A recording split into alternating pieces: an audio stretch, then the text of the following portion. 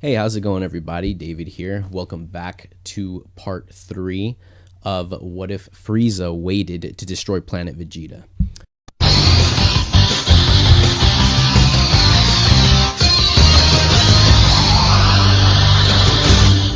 Sorry about the, me being AWOL. I've actually dealt with, I've just got done with finals, doing all this crazy stuff. My schedule has been very, very hectic. So that's why this part 3 took so long. I actually kind of recorded another part 3, and I ended up deciding to scrap that one because it was so long. So I just decided to kind of get through all of the main points that I want to get through before moving on with the rest of the story. So this is kind of like a little bit of an extra long I'm sorry to you guys for, not getting this out sooner. So hopefully you guys enjoy it. I'm going to go ahead and try and, get through this as fast as possible because suddenly we're getting into the Saiyan saga.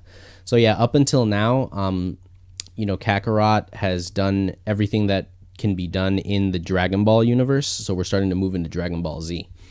So this means that we're getting a special visitor. So it's been 5 years since Kakarot defeated Piccolo Jr. And though in those 5 years, life has kind of moved on a little bit. The last time we saw Kakarot and Chi-Chi, they had just gotten married. And just like in the original timeline, they did have a kid. And this child's name is Gohan. Same Gohan that we all know and love. And for the most part, everything is the same except, again, I find myself reiterating this all the time, but Kakarot knows about Frieza. He knows about outer space. He knows about what happened. So he's still on this revenge quest. So while he does have kind of a happy life right now, he was very much training in these 5 years, training intensely. So starting off, we have, it's in the 5-year time skip. So now, just so I can get it out of the way, the power levels, Kakarot and Piccolo are both at approximately 150,000. Because, Piccolo in this timeline, he's kind of shows up from time to time, challenging Kakarot to a duel to the death. They fight, beat the hell out of each other, separate. And, Kakarot, of course, is training with his friends. So, yeah, so Kakarot and Piccolo have grown the most because they actually get into some real physical confrontations.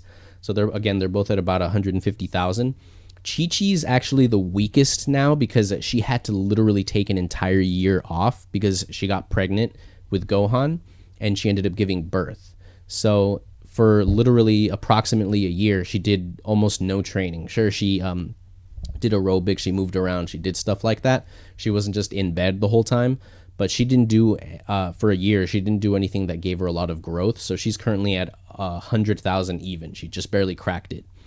Krillin and Yamcha, again, they're neck and neck at 135,000. And Bulma comes in at about 120,000. So she is the weakest, not the weakest because of Chi-Chi, but, she's normally the weakest.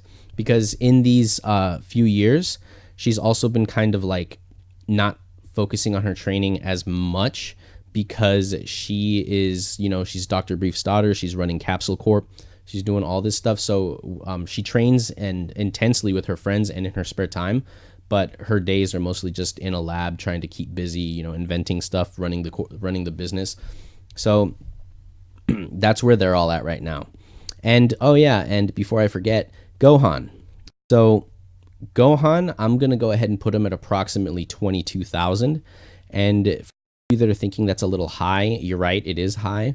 But you have to remember that in the original timeline, Gohan was born with a power level of about 1,300. And, of course, he was then picked up and trained by Piccolo and all that stuff. That's how he got to be so strong. But he did start off with a high set point.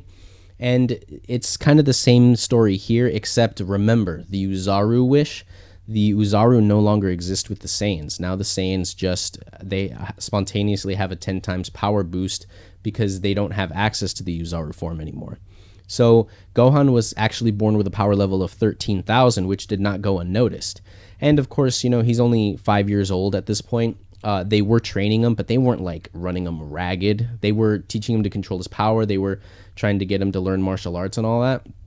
And again, this is a different Gohan, because Chi-Chi like very much is encouraging the combat in Gohan, because she knows of her husband's like desire for revenge, and she knows that, you know, there's always stronger people out there because of all of their encounters during the Dragon Ball timeline.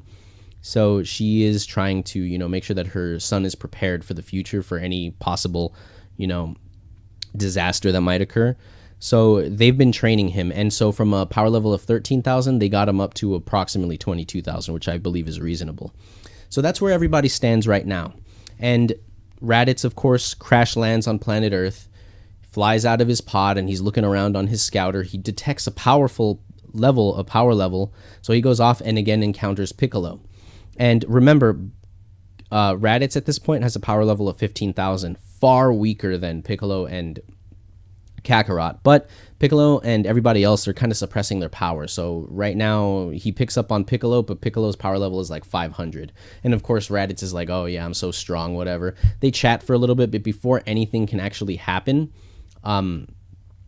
what's it called? He detects the power level, a multitude of high power levels, meeting up on, you know, in the distance. So he takes off towards there because of course Kakarot must be there, because there's a bunch of high power levels meeting up on some little random island.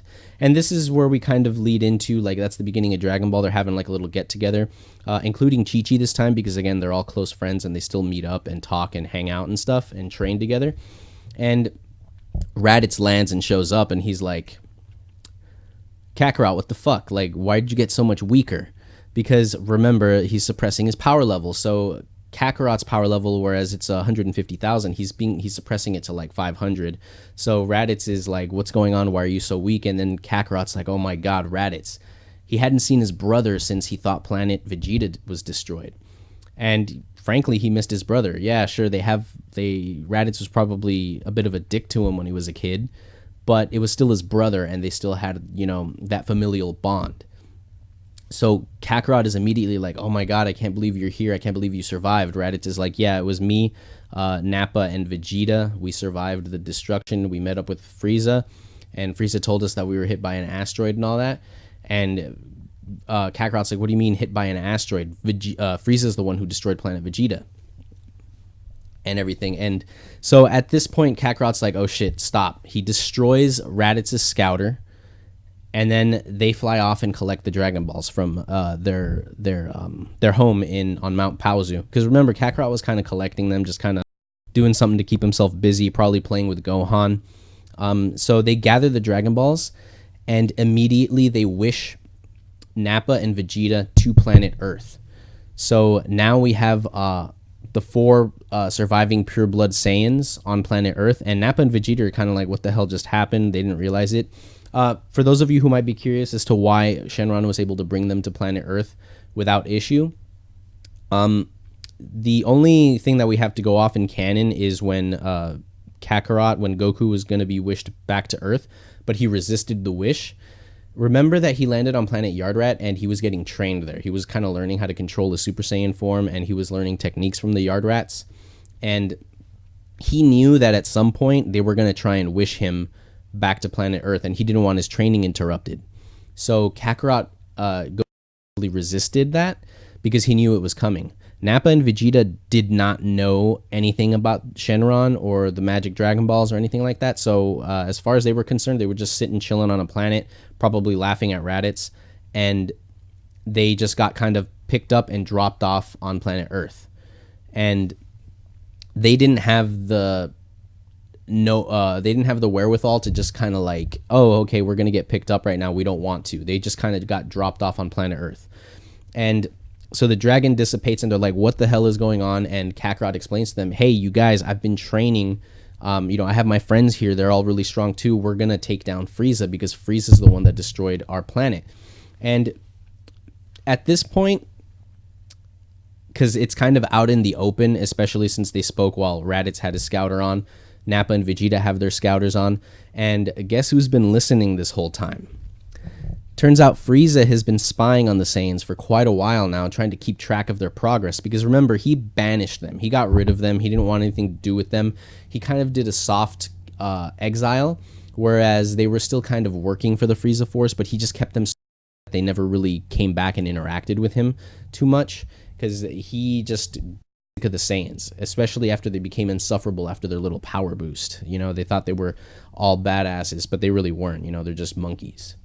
So all this is going on, and then all of a sudden, through the scouters, Nappa and Vegeta hear Frieza's voice coming on and saying, you know, that's a neat little trick that you guys just pulled, just teleporting across the universe. I'm going to have to figure out how you guys did that. But now that I have your position and I have confirmation after weeks and weeks of hearing you guys talk and whisper about trying to revolt against me, I'm going to go ahead and just eliminate you. And Nappa and Frieza, while they're listening in, and they kind of have it so that everybody kind of heard, they're like, ha, well, bring it on, Frieza. Our power is, we're more powerful than any of your soldiers. I've even surpassed Captain Ginyu. And this is where Frieza laughs. He's like, ha, you think you've surpassed Captain Ginyu? And he's like, you guys have been missing for a long time. You guys have been gone for quite a while. Ever since your little power boost, I've taken to training my top troops into their most efficient and most powerful states. Captain Ginyu is no longer the weakling that you remember him as. He's become much more powerful, and he's on his way to your location right now. And that's kind of the last that they hear of him, because of course Frieza just starts doing his little laugh, and they get angry and destroy the scouters. That's it. They lost contact with the Frieza Force. The Ginyu Force is on their way. They're going to show up in a little over a year, and they don't know what to do. All they can do is train. They don't know how powerful the new Ginyu Force is. As far as they know, death is on its way. So they start freaking out. And, you know, Raditz, Nappa, and Vegeta are like, where's the nearest spaceport? We need to get out of here before they find us. We're not strong enough to take them on if what Frieza said is true. But, you know, Earth has gone through a lot of changes, but with the alien technology that Bulma got from Kakarot, remember, he kind of gave her his pod. Like, she had access to that, and they built, like, you know, like, they have more advanced space stations, more advanced technology, including space travel, but nothing that's really available to the public yet. It's just kind of like Capsule Corp and a few select corporations that are, you know, doing scientific discoveries out in the solar system and the government, but nobody can just, like, go into a spaceship and fly to the moon. You know, it's not quite there yet. So they don't have any available tech to just get off planet. So they're kind of worried right now. They're just going to have to step up their game and start training like all hell in order to fight this unknown threat that's coming. And at this point, everybody starts hearing a voice in their head, and it's Kami. And Kami's letting them know, Kakarot, there are immense power levels on their way to Earth right now. And in order to help protect the Earth, King Kai has offered to train you.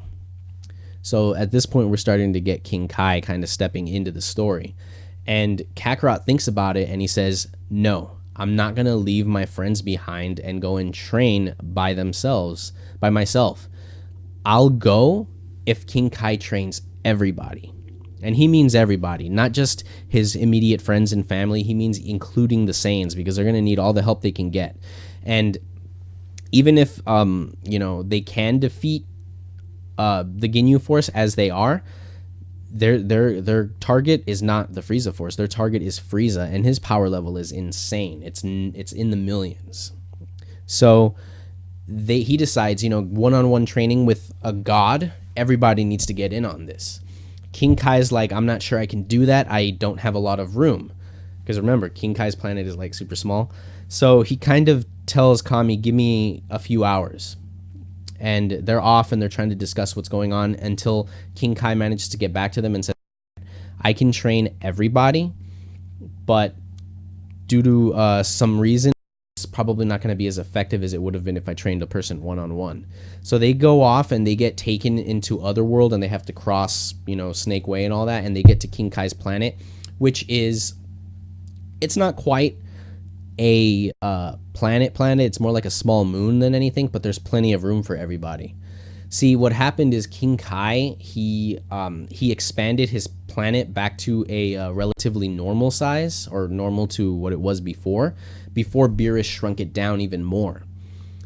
So because it's not such a small planet anymore, the gravity, since it's not as dense, the gravity is not as much as it used to be. So instead of 10 Gs, it's only at about 2 Gs. So it's only twice Earth's gravity. So they will get to train like a little bit in constant gravity, but it's not going to be as much as it would have been if it had just been Kakarot.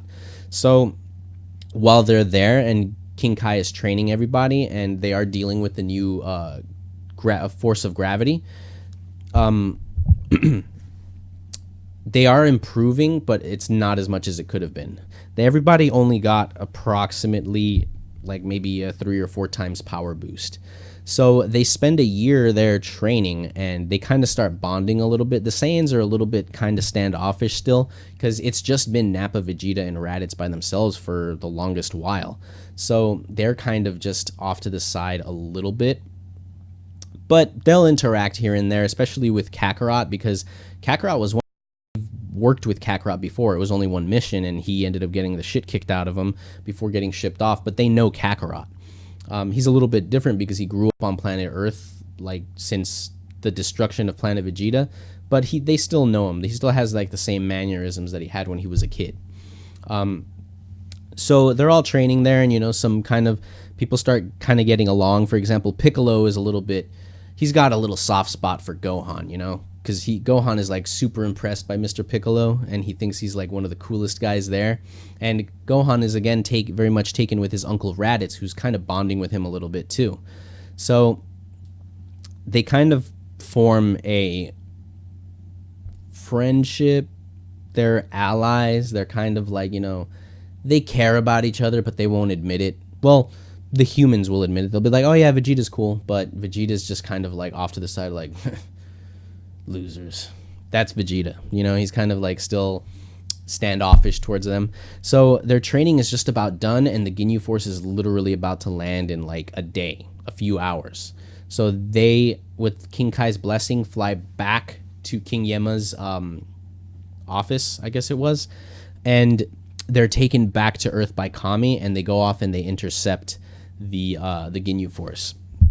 Now, again, everybody got about a 4 times power boost. So Kakarot and Piccolo are at about like maybe 600,000. Vegeta had the biggest boost because he started off at a higher level.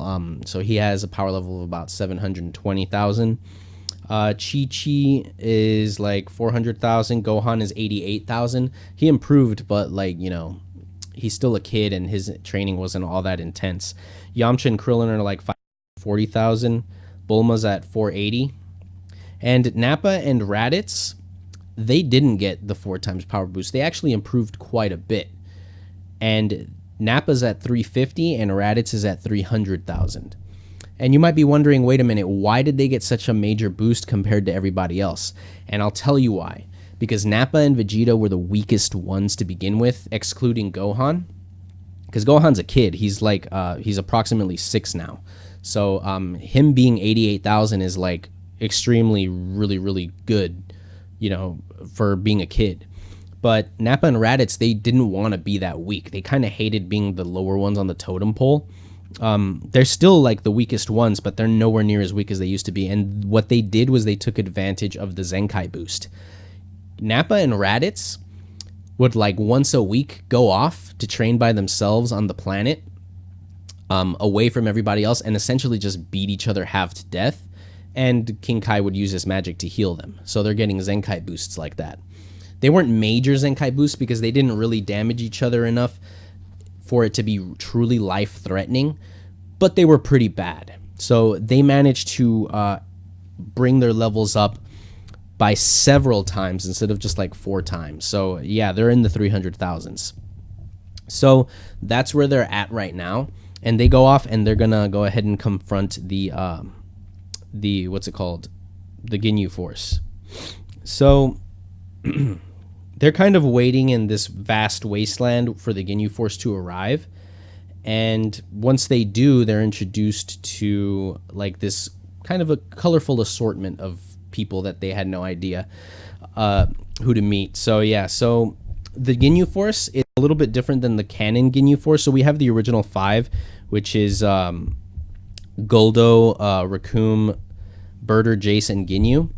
But I've also, because Frieza was training up everybody that he could get his hands on in order to, because he didn't like the fact that these Saiyans got this power boost. It wasn't enough to be a true threat to him personally, but he had spent so much time tearing down the Saiyans, especially to his own forces, that like all of a sudden they're super powerful.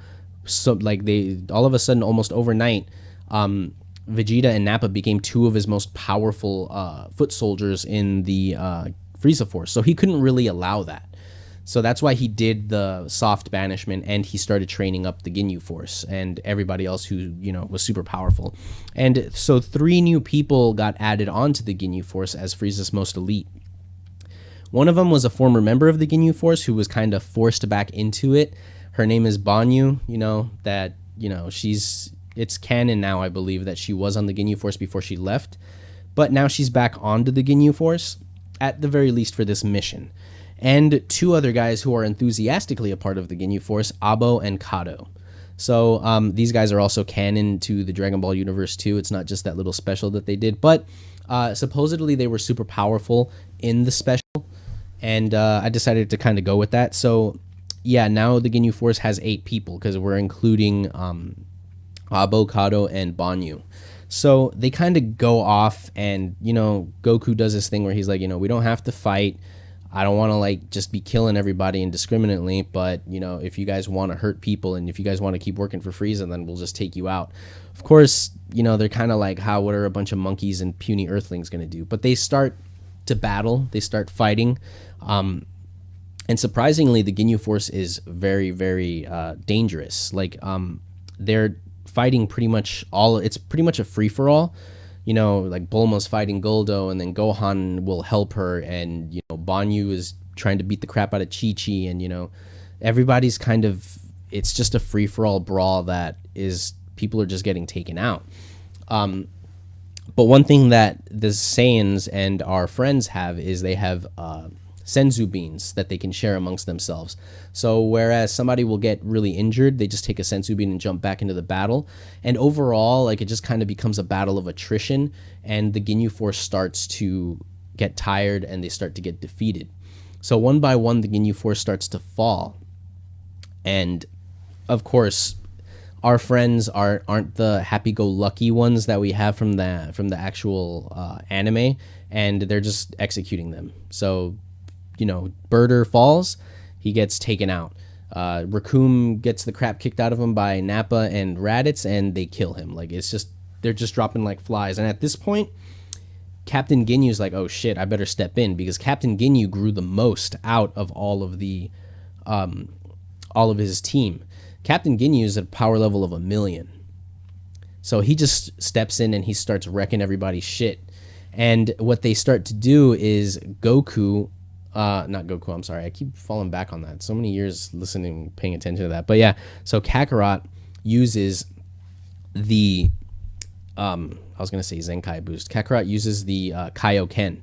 So Kaioken doubles your power. So just using Kaioken times 1, or the regular Kaioken, which is a times 2 boost, he immediately becomes more powerful than Captain Ginyu at a power level of 1,200,000. Because remember, Kakarot has a power level of 600,000. So he's just, Kaioken, and he just starts wrecking Ginyu. But remember, Kaioken can only be used in short bursts. It's not something that you can maintain. So Captain Ginyu realizes that, and he's able to pull back anytime he sees it coming. So this makes the battle last a little bit longer.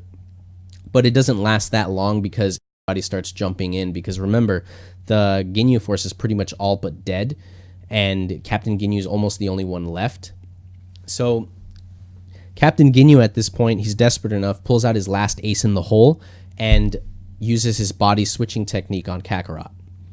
So now they're kind of like, well, what happened? Because Kakarot in Ginyu's body he's just beaten up, like they kind of went a free-for-all on Captain Ginyu, so he's just busted up. And Captain Ginyu is now in Kakarot's body, and he's got access to not all of his power, because he's unfamiliar with Kakarot's body still, but they don't really want to turn on Kakarot and damage his body or anything. So because Captain Ginyu isn't all that familiar with Kakarot's body, they just kind of beat the crap out of Kakarot, and Ginyu in Kakarot's body is kind of just torn apart. So they're kind of talking amongst themselves, and Krillin, hey, let's just use the dragon to wish them back into their proper bodies, and after that we can just kill Ginyu immediately. And they all kind of agree with that, and Captain Ginyu is like, what the fuck are they talking about? Dragon? What's going on? So they kind of go off. They're dragging Captain Ginyu in Kakarot's body, and Kakarot is kind of limping along with in Ginyu's body. He's helped out by Piccolo. They've kind of become a little bit closer because Piccolo a couple of times during the battle put himself in harm's way for Gohan because he didn't want the little kid to get hurt. So they're all kind of coming together a lot more, and this battle has this is where we start to see like Piccolo change sides like for real, because before it was just convenience. These monsters were going to come and attack planet Earth. This is my planet and I'm going to rule it one day kind of thing on Piccolo's end.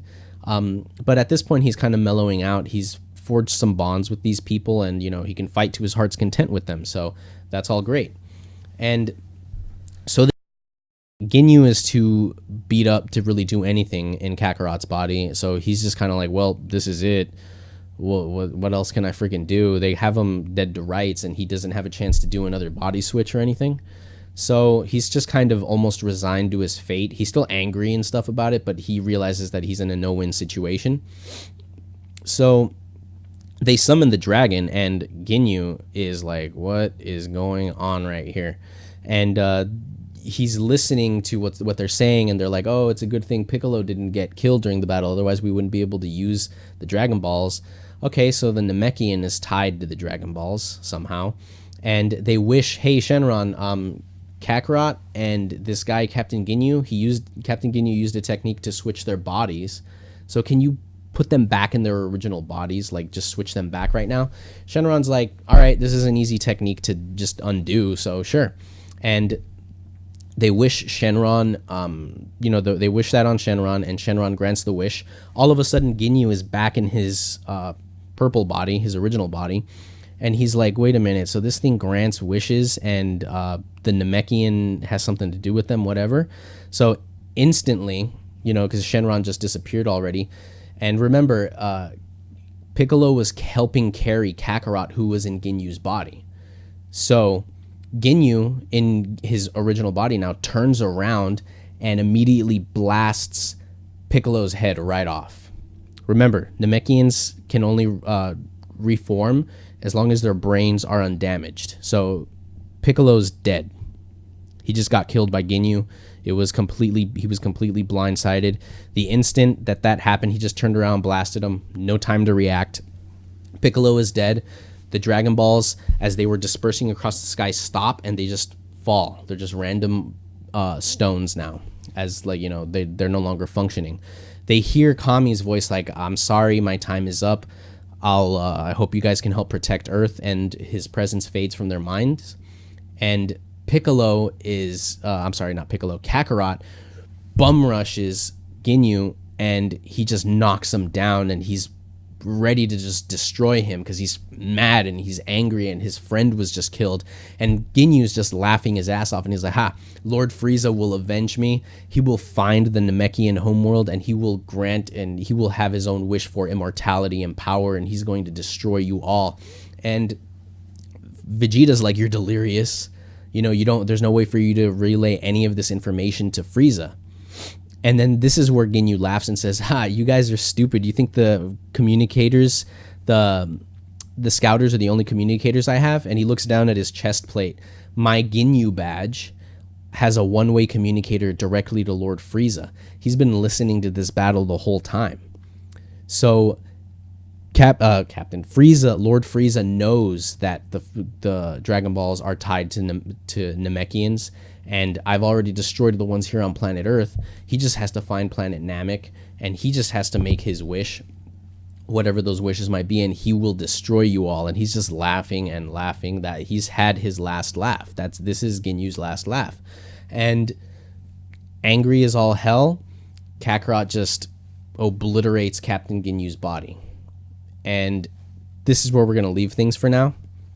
So I hope you guys enjoyed that. I hope you guys kind of like, appreciate, or maybe you hated the direction that I went in.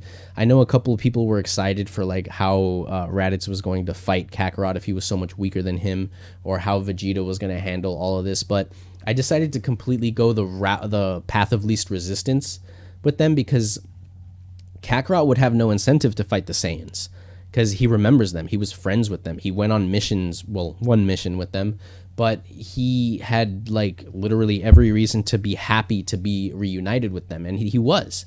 And instead, I made the invaders, I made them the Ginyu Force, and now Frieza is on his way to planet Namek, because Captain Ginyu is not lying. He really did listen in on everything, and he now knows about the Dragon Balls, and he knows that they're tied to planet Namek. And I hope you guys will appreciate the Namek/Frieza saga that's coming up, because the Ginyu Force is no longer going to be a part of that, because they're all dead. So I hope you guys enjoyed that, and I will see you guys later. Yeah.